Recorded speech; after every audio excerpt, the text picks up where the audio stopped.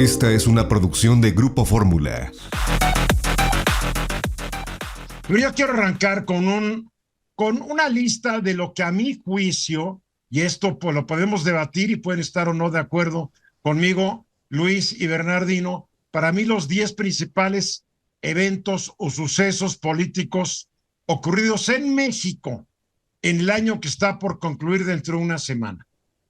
Para mí el primer evento, el más importante, fue la elección de Claudia Sheinbaum como presidenta de México el pasado 2 de junio.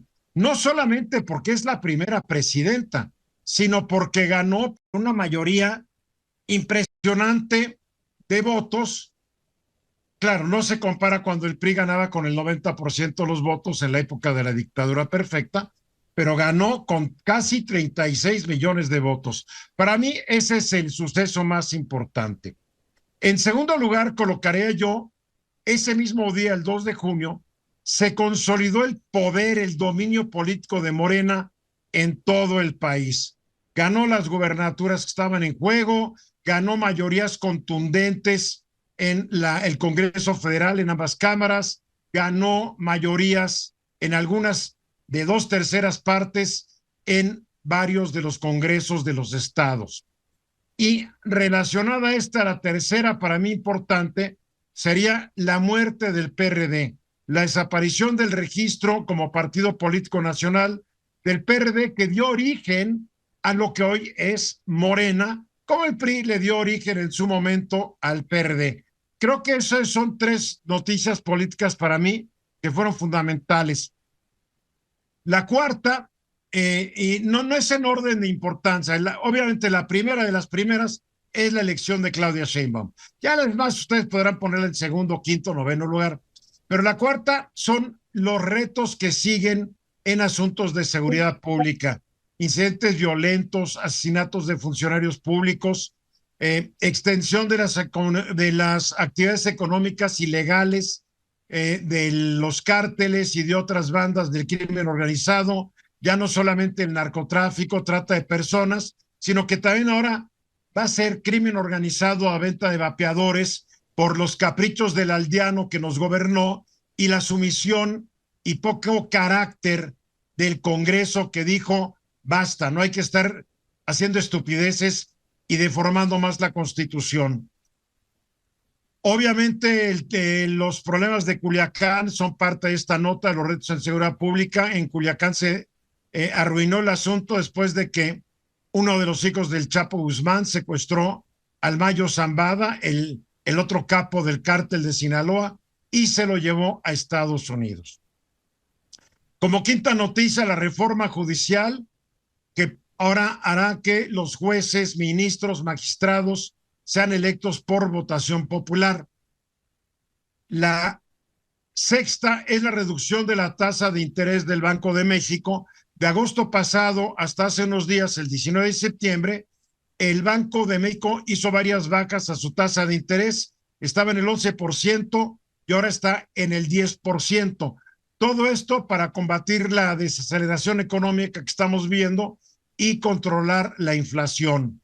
Séptima nota que para mucha gente pasó desapercibida, no para mí, es el Plan Nacional de Energía que presentó el 6 de noviembre la presidenta Sheinbaum, en donde este plan incluye inversiones estimadas en 23,400 millones de dólares para fortalecer el sector eléctrico y mejorar la situación de las energías renovables, y limita la participación privada al 46% del sector energético nacional. Octava son las elecciones simultáneas tanto en México como en Estados Unidos, que van a afectar, transformar y espero que no empeorar las relaciones bilaterales. La novena es el bajo crecimiento del Producto Interno Bruto de México. Hasta septiembre la economía del país en el año había crecido solamente el 1.4%. Ahora, si lo comparamos con los países del G20, es el quinto crecimiento más alto, porque la verdad es que hay un decrecimiento y hasta recesión en varias de las potencias económicas del G20. Y la décima es el desmantelamiento de los organismos constitucionales autónomos como el INAI, el IFT, el COFESE y otros que han generado mucha incertidumbre en el sector privado y en el sector de los inversionistas. Para mí estas son las 10 notas más importantes. Lo dejo ahora a opinión de ustedes.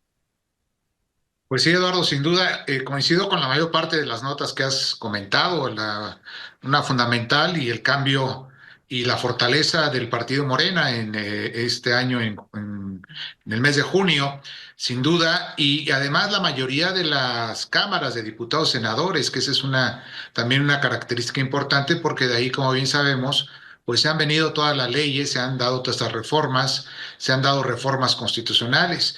Yo creo que sin duda una gran también noticia es la reforma judicial, Eduardo, ¿no? El cambio que se le da para que sean designados ahora los ministros, los jueces, etcétera. Acordémonos. Esa la mencioné. Por eso tengo sin duda, yo también coincido con eso y quiero recalcar algunos aspectos respecto a ella. Okay. Sin duda, esa reforma al principio fue demasiado polémica, ¿no? En tema de que tenían que ser elegidos, diversas opiniones en torno a ello, oposición, por supuesto, de jueces, ministros, de magistrados, y que al final del día pues se va desarrollando ya con todo un proceso de elección y un tema en donde se ha quedado trabada, al menos esta parte de la reforma judicial es en el Instituto Nacional Electoral, porque no hay dinero suficiente para organizar las elecciones. El INE dice que no es suficiente y el Congreso y la presidenta dicen que sí hay suficiente. ¿A quién le quieres creer? Pues no, nada más simplemente recordando lo que pasó este año, Eduardo, sin entrar en más detalle en ese sentido, pero creo que ahí está un tema fundamental que no termina en este año, continúa con el 2025 y lo vamos a estar viendo en el mes de junio ya al final del día de la elección.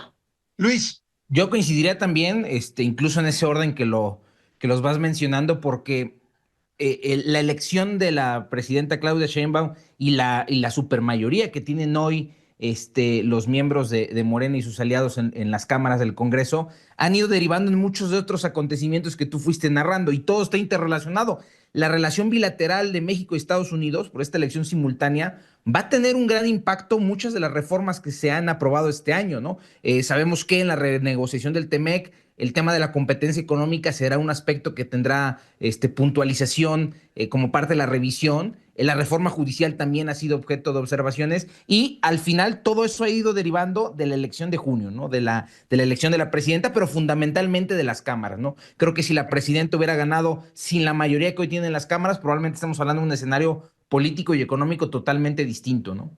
Claro, pero ganó la mayoría y así es este asunto. Y el problema de la herencia del aldeano, que dejó muchos pendientes, y uno de los pendientes, fue la reforma judicial, que yo estoy enterado, la presidenta la quería postergar, pero dos López Obradoristas que todavía no se dan cuenta que Andrés Manuel ya no es presidente, y me refiero a Ricardo Monreal en la Cámara de Diputados y a Adán Augusto López en la Cámara de Senadores, pues les valió gorro lo que quisiera la presidenta y se fueron por la libre con una bola de legisladores que todavía siguen siendo, a mi juicio, tontamente leales a quien ya no tiene el poder presidencial. Pero en fin, así está el asunto. Y lo de la relación bilateral y el tratado de la renegociación del TEMEC en 2026 va a ser muy complicado porque nadie en Estados Unidos está convencido sobre la reforma judicial. Creen que genera una gran incertidumbre para los inversionistas porque lo que están diciendo es que el Poder Judicial va a ser representante yamanuense y palero del Poder Ejecutivo. Juez y parte, pues nunca da un buen resultado. En fin, son las 10 para mí. Vamos a los mensajes y regresamos. Esta fue una producción de Grupo Fórmula. Encuentra más contenido como este en radioformula.mx.